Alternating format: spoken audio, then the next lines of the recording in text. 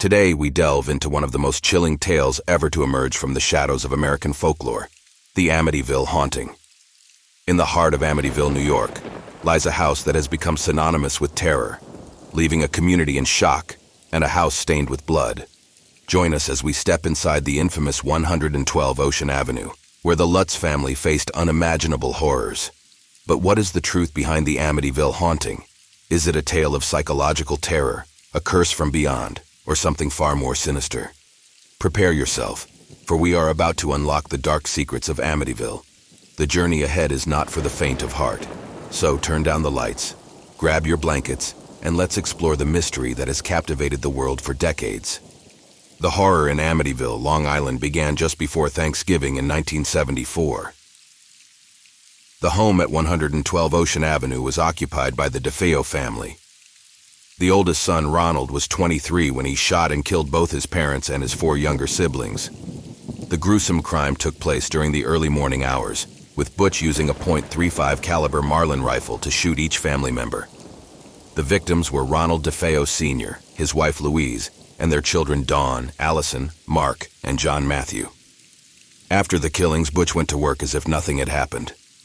He admitted to the killings at his trial in 1975, but his defense attorneys said DeFeo was insane at the time of the murders and killed his family at the direction of the voices in his head. Ultimately, DeFeo was found guilty on 6 counts of second-degree murder and sentenced to 6 life sentences in November 1975. He died in prison in March 2021 at the age of 69. The motive behind the murders remains a subject of speculation and debate. The DeFeo family tragedy served as a backdrop for the events that followed when the Lutz family moved into the Amityville house. The paranormal occurrences reported by the Lutz family were said to be influenced by the dark energy left behind by the horrific murders.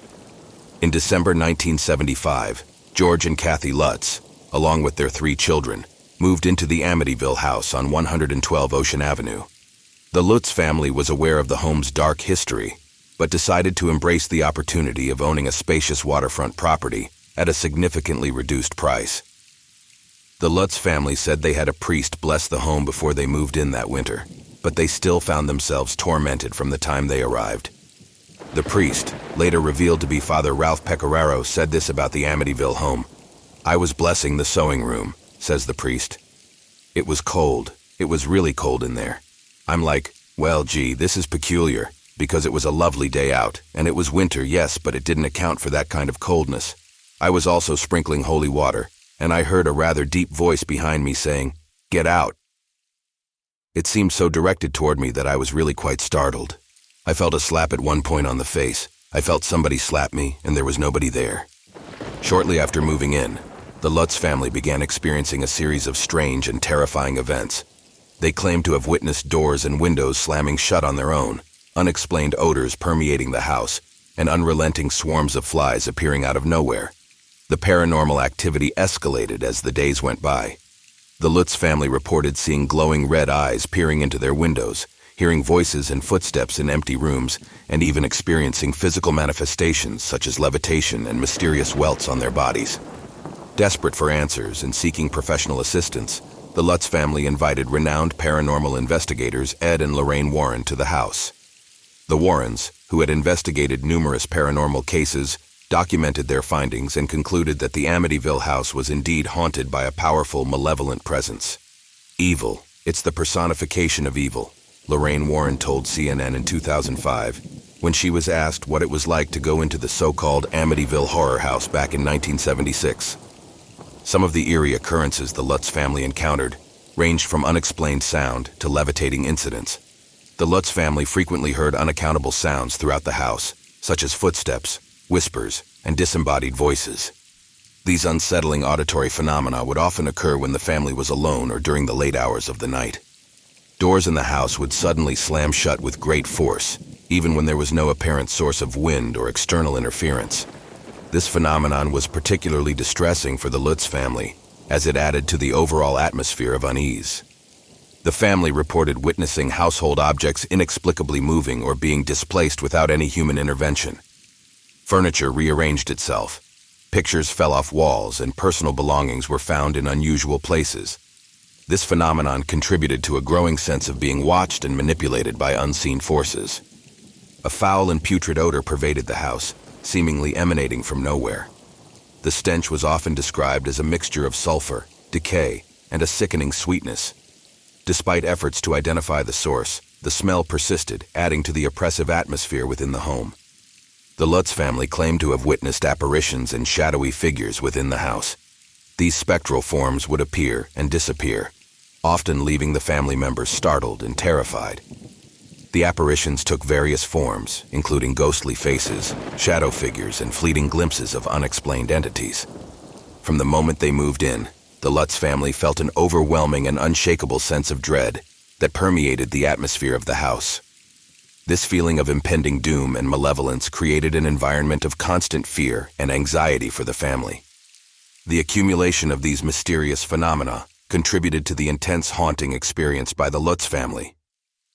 These unexplained events not only tested their courage, but also pushed them to the brink of their sanity.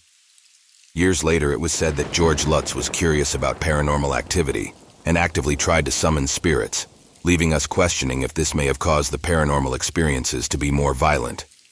In 2002, George told ABC News that the front door would slam in the middle of the night, and that an unseen force held him to the bed while he was forced to listen to his children's beds slam up and down on the floor. The entity in the house transformed his wife into an old woman and made her levitate, he said. Following the levitation incident, just 4 weeks after moving in, the Lutz family fled the property, leaving behind everything but the clothes on their backs. The Lutz family's stay in the Amityville house lasted only 28 days before they fled. Their experiences were chronicled in the book, The Amityville Horror by Jay Anson, which went on to become a bestseller. The paranormal claims surrounding the Amityville haunting have sparked intense investigation and controversy. Intrigued by the Lutz family's claims, paranormal investigators conducted extensive research to validate the supernatural occurrences. They employed techniques such as EVP, electronic voice phenomenon recordings, temperature measurements, and psychic consultations to gather evidence. Some researchers concluded that the house harbored a malevolent presence, supporting the Lutz family's claims. Renowned paranormal investigators Ed and Lorraine Warren became involved in the Amityville case. They were among the first investigators in the Amityville haunting. The very first night that Ed and I went into that home, I was fearful, but I didn't know what I was fearful of, world-renowned clairvoyant Lorraine Warren said. As I was going up the stairs, I reached the point where it felt as if a force of water was coming against my chest, almost like a waterfall, she continues. It was the worst feeling. I stopped on the landing and held tight to the relic that was in my hand, and asked for strength and direction in going forward. It felt ominous to me. During the investigation, Ed was physically pushed to the floor while using some religious provocation in the basement. Lorraine was also overwhelmed by the sense of a demonic presence, and was plagued by her psychic impressions of the DeFeo family's bodies laying on the floor covered in white sheets. She was also physically attacked, pushed out of room after room by some unseen force. The research team also captured the infamous image of spirit that appeared as a little boy peering from the second floor. This ghostly child with glowing eyes looks overwhelmingly identical to John Matthew DeFeo, one of the children killed on November 13, 1974. 30-something years later, Daniel Lutz stepped from out of the shadows for an interview about his time in the Amityville house. This story was published in March of 2013 in the UK Daily News, where he said, "First there were the flies, a plague of them that, even in December, swarmed around inside the house. Then there were the cold spots in rooms and hallways, the odd smells of perfume or excrement, and then came the jolting sounds at night. Dad had become increasingly volatile and was waking up at the same time every night, 3:15 a.m. We know why." Daniel Lutz, a 10-year-old boy at the time, insists he was menaced by spirits in the house, and that his family's stay there has ruined his life. He blames the evil presence on his stepfather George, who was dabbling in the occult. Danny says that he feels George opened the gateway to dark forces he couldn't control. Danny had a troubled relationship with his stepfather George, who his mother Kathy ended up divorcing. "I just wanted somebody to believe me. It has been in my dreams my whole life," he said. The Amityville case remains one of the most debated and controversial hauntings in history. Supporters argue that the cumulative evidence, eyewitness testimonies, and the psychological toll on the Lutz family support the existence of paranormal activity. Critics maintain that the inconsistencies, the family's financial struggles, and the potential motives for fabrication cast doubt on the authenticity of the haunting. What are your thoughts about this famous haunting? Let us know your opinions in the comments, and don't forget to subscribe to the Dark World Hub for more unexplained phenomenon. Until next time, stay curious and stay safe.